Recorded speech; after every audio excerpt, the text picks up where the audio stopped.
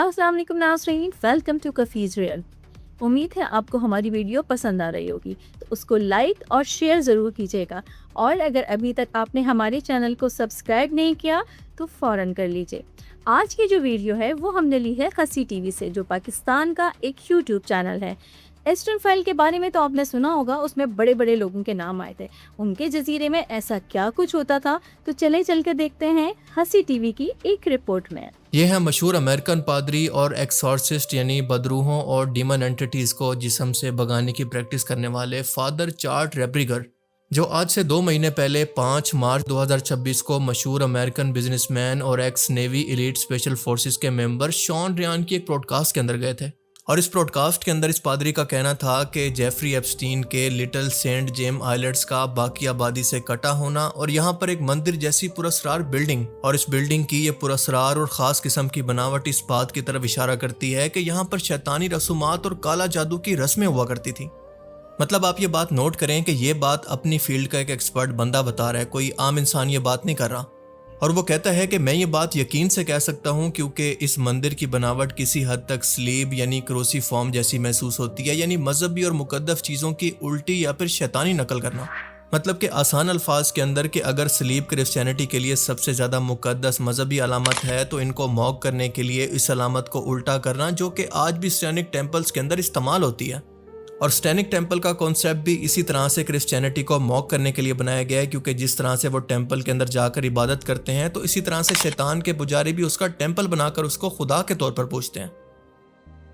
अब सब लोग ज़रा गौर से शैतानी इबादत गाह की शेप को देखें, तो कभी ये आपको ऊपर मौजूद गुंबद की वजह से मस्जिद की शेप दिखेगी, तो कभी चर्च की, तो कभी सिनेगॉग की यानी यहूदी इबादत गाह की हूबहू नकल। ख़ास तौर पर इसके बाहर मौजूद ये वाइट और ब्लू कलर की पट्टियाँ इसी की तरफ इशारा करती हैं।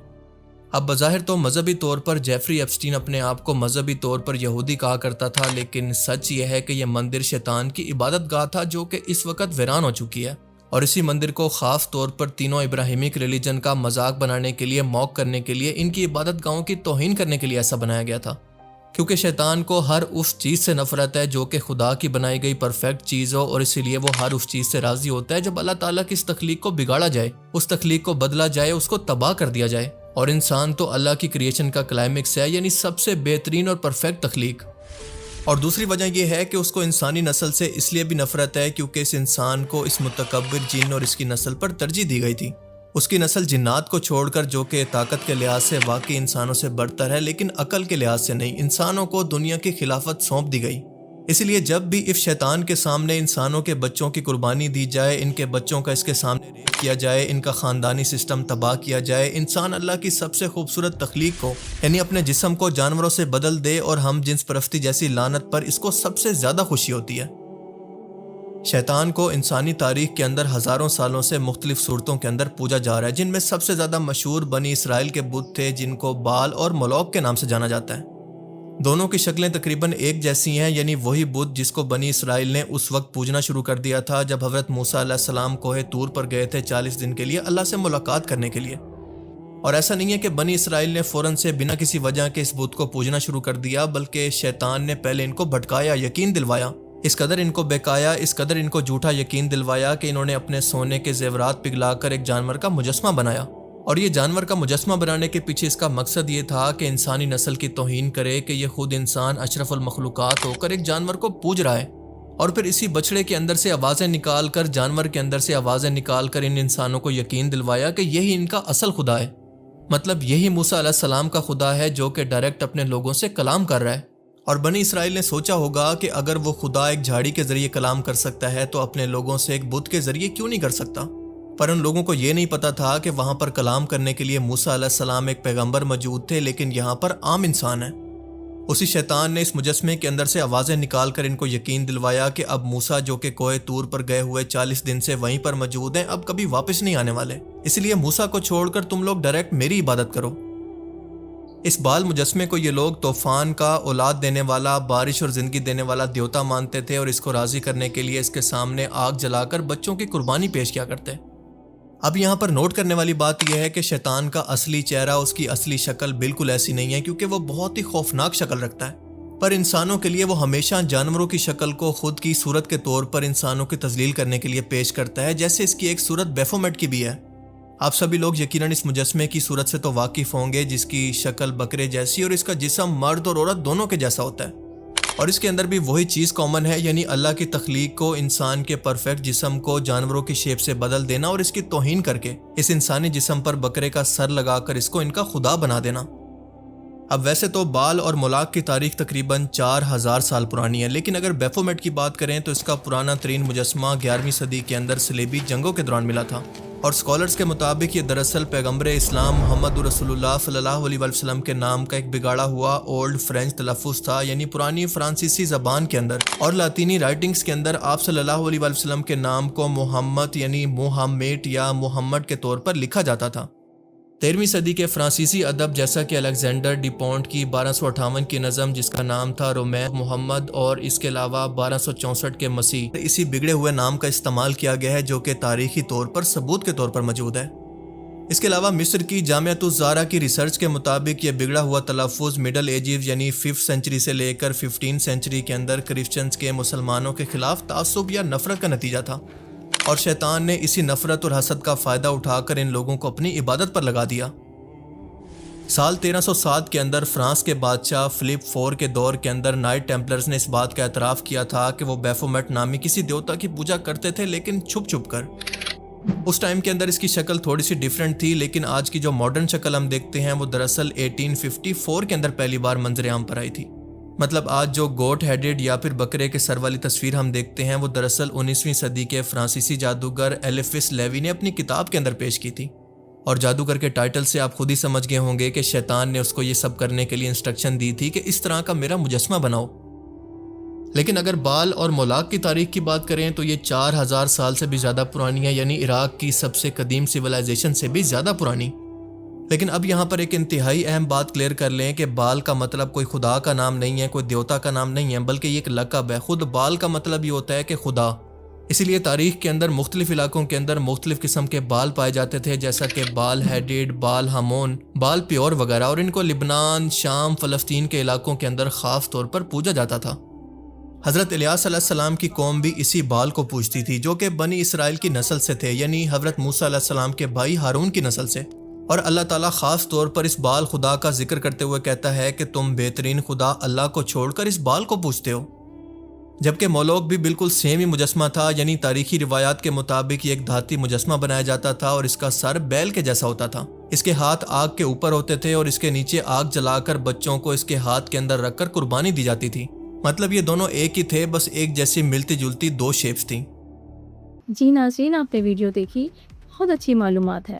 انہوں نے بہت اچھی ریسرچ کی ہے۔ باقی شیطان انسان کا کھلا دشمن ہے، وہ شروع ہی سے انسان کو فریب دیتا چلا آیا ہے، وہ چاہتا ہی نہیں کہ ہم اللہ کے قریب جائیں، بس اللہ ہمیں نیک ہدایت دے اور ہمیں گناہوں سے بچائے۔ چل کے دیکھتے ہیں مزید، پھر اس پہ بات کریں۔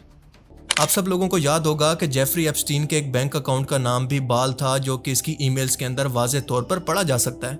اور اس کا بنایا گیا یہ مندر اس بات کا ثبوت ہے کہ یہ لوگ آج بھی چھپ چھپ کر اسی بال کو پوجتے ہیں، اور وجہ بالکل سیم ہے جو کہ بنی اسرائیل کو دی گئی تھی کہ شیطان خود قبالہ جادو کے ذریعے ان لوگوں کی بچوں کی قربانی کے ذریعے سے راضی ہو کر اور ہر طرح کی مذہبی توہین سے راضی ہو کر ان لوگوں کو انسانی نیچر کو سمجھ کر ان کو بہکانے اور کنٹرول کرنے کا اپنا تجربہ ان سے شیئر کر کے ان کی مدد کرتا ہے۔ کبھی تو ان لوگوں سے انسانی شکل کے اندر آ کر بات کرتا ہے، تو کبھی ان مجسموں کے ذریعے۔ آپ ذرا غور کریں کہ چھت کے کونوں پر 3 گولڈن مجسمے بنائے گئے ہیں جو کہ اسی سٹینک ریچول کو ریپرزینٹ کرتے ہیں۔ ان تینوں میں سے 2 گولڈن پرندے دکھائے گئے ہیں، جن میں سے ایک تو شکاری سمجھا جاتا ہے جبکہ دوسرے کو مردار خور یعنی گوشت کھانے والا کہتے ہیں، اور یہ دونوں بعض اوقات اپنی ہی نسل کو کھانے والے سمجھے جاتے ہیں، جس کا صاف مطلب یہ ہے کہ یہ لوگ شیطان کے ذریعے اپنی ہی نسل کو کھانے کا منصوبہ بناتے ہیں۔ اور اس کے بعد تیسرا مجسمہ ہے یونانی دیوتا پوسیڈن کا، جو کہ بہت ہی امپورٹنٹ ہے، جس کو سمندر کا دیوتا مانا جاتا تھا، یعنی سمندر کا خدا۔ اور آپ سب لوگ اچھی طرح سے جانتے ہیں کہ شیطان کے بارے میں کہا جاتا ہے کہ وہ اپنا تخت سمندر پر لگاتا ہے، یعنی عام الفاظ کے اندر وہ سمندر پر راج کرتا ہے۔ سیم ٹو سیم یہ دونوں وہی چیزیں ہیں جو کہ ایبسٹریکٹ معنوں کے اندر ایک دوسرے کو ریپرزینٹ کر رہی ہیں۔ دیکھیں، شیطانی قوتیں نئی تخلیق نہیں کر سکتی بلکہ موجودہ چیزوں کو بگاڑ کر پیش کرتی ہیں، اور ایپسٹین نے ہر علامت کسی مقصد کے تحت ہی بنا رکھی تھی۔ بتایا جاتا ہے کہ اس مندر کی انویسٹیگیشن کے دوران یہاں پر ایسا کچھ نہیں ملا، پر حقیقت یہ ہے کہ ملا تو بہت کچھ تھا لیکن دکھایا کچھ نہیں گیا۔ مطلب آپ کو وہی کچھ دکھایا گیا ہے جو کہ آپ کو دکھانا ضروری سمجھتے ہیں، کیونکہ یہ لوگ آپ کو بھیڑ بکریوں سے زیادہ کچھ نہیں سمجھتے۔ پر اصل حقیقت یہ ہے کہ اس مندر کے اندر ہر وہ سٹینک ریچول کی سہولتیں، دیواروں پر خوفناک قسم کی پینٹنگز اور ایک پیانو بھی موجود تھا۔ اس کا فرش بھی بالکل چیس کے ڈبوں کی طرح تھا جو کہ سٹینک ریچول کے اندر خاص طور پر استعمال ہوتا ہے۔ اب ذرا ان تمام علامتوں کو ایک منٹ کے لیے ذہن میں رکھیں اور سال 1999 کی یہ فلم دیکھیں جس کا یہ ویڈیو کلپ ہے، جس کا نام ہے آئیز وائڈ شٹ، اور اس فلم کے اس کلپ کو دیکھ کر بتائیں کہ کیا آپ کو اس کے انوائرمنٹ کے اندر یا پھر ریچول کے اندر کوئی سملیرٹی محسوس ہوتی ہے کہ نہیں۔ اب ظاہر سی بات ہے کہ یہ تمام سامان کو، ریچول کی ہر چیز کو تو ہٹا سکتے ہیں لیکن فلم کو تو نہیں ہٹا سکتے۔ اب یہاں پر نوٹس کرنے والی بات یہ ہے کہ اس شیطانی عبادت گاہ کو بنانے کے لیے سال 2013 کے اندر جیفری ایپسٹین نے امریکن ورجن آئی لینڈ کے ڈپارٹمنٹ آف پلاننگ کے اندر اجازت نامہ جمع کروایا تھا، اور اس اجازت نامے کے اندر اس نے کہا تھا کہ میں اس کو میوزک پویلین بنانا چاہتا ہوں، کیونکہ اس منصوبے کے اندر 8 کونوں والی آکٹاگونل عمارت دکھائی گئی تھی لیکن حقیقت میں کچھ اور ہی ہوا، کیونکہ جو عمارت حقیقت میں بن کر تیار ہوئی وہ کیوب شیپ کے اندر تھی، بالکل مختلف شیپ کے اندر، بالکل مختلف ڈیزائن کے اندر۔ پر پھر بھی سوالیہ نشان یہ ہے کہ حکومت اس ٹائم سے لے کر آج تک اس کو بنانے کی اجازت دے دیتی ہے، اس کو گرانے کے لیے کوئی نوٹیفیکیشن نہیں آتا۔ آج تک نہ کبھی کوئی وہاں پر انسپیکٹر آتا ہے، نہ کوئی جرمانہ ہوتا ہے اور نہ کوئی سوال۔ اگست سال 2019 کے اندر ایپسٹین مر جاتا ہے اور اس کے 2 دن کے بعد ایف بی آئی جزیرے پر چھاپہ مارتی ہے، لیکن اندر کی تمام اور مکمل تفصیلات عوام کے سامنے نہیں آتی۔ مطلب یہ ایک ایسا اوپن راز ہے جو کہ تھوڑی سی عقل رکھنے والا شخص بھی سمجھ سکتا ہے کہ وہاں پر اندر خفیہ طور پر کیا چل رہا تھا۔ اس لیے اگر آپ کو لگتا ہے کہ شیطان کے پاس ابھی بھی آپ کو مسجد جانے سے روکنے کے لیے وقت ہے یا پھر اس کے اندر کوئی انٹرسٹ ہے، تو یہ آپ کی بھول ہے، کیونکہ وہ اپنی سازشیں عالمی طور پر چلتا ہے، دنیا کے ان کرپٹ لیڈرز کو کنٹرول کرتا ہے اور اپنی عبادت اور ان کی کامیابی کا وعدہ کر کے ان کی روح کو خرید لیتا ہے، اور پھر یہی شیطان کے پجاری دنیا داری حاصل کرنے کے لیے اور دولت کے بدلے میں اپنی روح کو بیچ کر اس شیطانی نظام کو نچلے لیول پر ٹرانسفر کرتے ہیں۔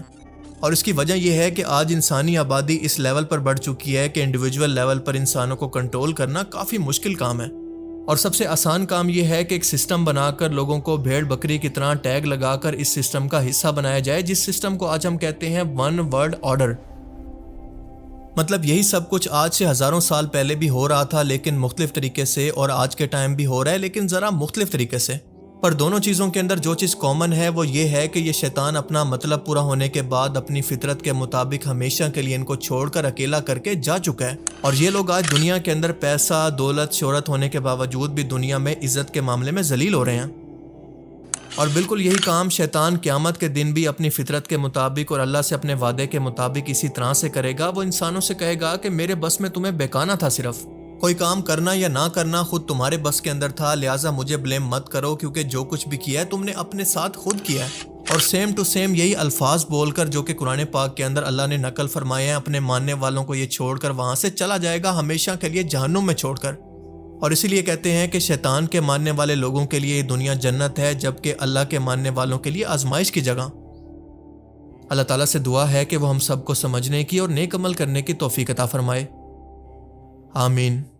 جی ناظرین، آپ کو ہماری ویڈیو کیسی لگی؟ امید ہے اچھی لگی ہوگی، تو اسے لائک اور شیئر ضرور کر دیجیے گا، اور اگر ابھی تک آپ نے ہمارے چینل کو سبسکرائب نہیں کیا تو فوراً سبسکرائب کر لیجیے، تاکہ ہم مزید اچھی ریئیکٹ ویڈیو کے ساتھ آپ کے سامنے آ سکیں۔ ملتے ہیں نیکسٹ ویڈیو میں۔ پر جانے سے پہلے ایک بات کہ ہمارے چینل کو سبسکرائب ضرور کریں اور ہمیں کمنٹس کر کے بتائیں کہ ہم نیکسٹ ویڈیو کس پہ ریئیکٹ کریں۔ تو ملتے ہیں نیکسٹ ویڈیو میں۔ اللہ حافظ۔